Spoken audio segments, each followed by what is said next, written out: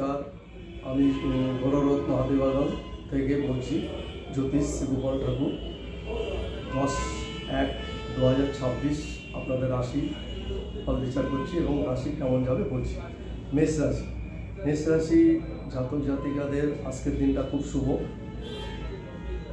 কোনো গোপন ইচ্ছা বা গোপন কারবার কিছু কথা আপনাদের সাকসেসফুল হবে।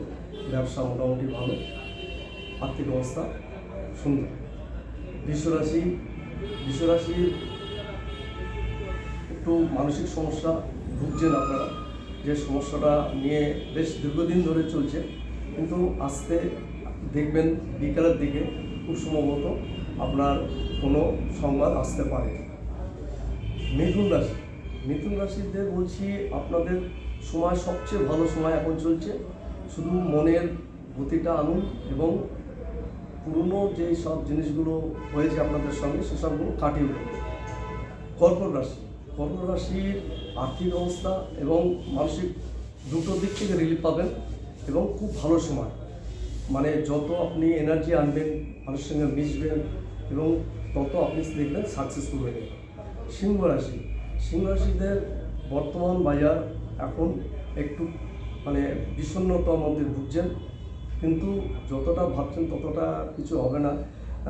দেখবেন আজকের দিনটা আপনাদের অতি মধ্যমভাবে কাটবে এবং ভালো। কন্যা রাশি মানুষদের যে দীর্ঘদিন ধরে আর্থিক অবস্থার একটা সমস্যা চলছে, সেটা থেকে দেখবেন আজকে আপনি হয়তো বেরিয়ে আসতে পারেন এবং শুভ সময়। তুলা রাশি তো সত্যি বলতে গেলে কি এখন সবচেয়ে ভালো সময়।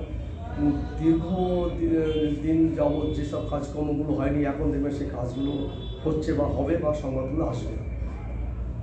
বৃশ্চিক রাশি জাতক জাতিকাদের যে আপনাদের যে যাওয়ার কোনো বিদেশ যাওয়ার যে যোগগুলো আসছে, বা আপনি কর্মস্থানে অনেক সময় যেতে পারছেন না বা বাধা বিপত্তি আসছে, এর থেকে আপনি রেহাই পাবেন এবং ভালো সময় শুরু হচ্ছে বা ভালো সংবাদ হবে।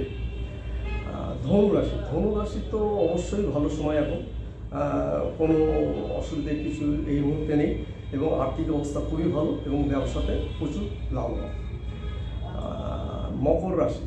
মকর রাশির একটু যে সমস্যাগুলো হচ্ছে সেটা হচ্ছে মানসিক এবং মানসিক দ্বিধা এবং দ্বন্দ্ব চলছে, এবং সবসময় ভাবছেন যে না, আমার মনে হয় কিছু হচ্ছে না, কিন্তু না, আপনি মোটামুটি একটু আপনার নিজের দিকে একটু খেয়াল রেখে যদি চলতে পারেন, তাহলে আপনি অবশ্যই রেজাল্ট করতে পারবেন বা ভালো সময়।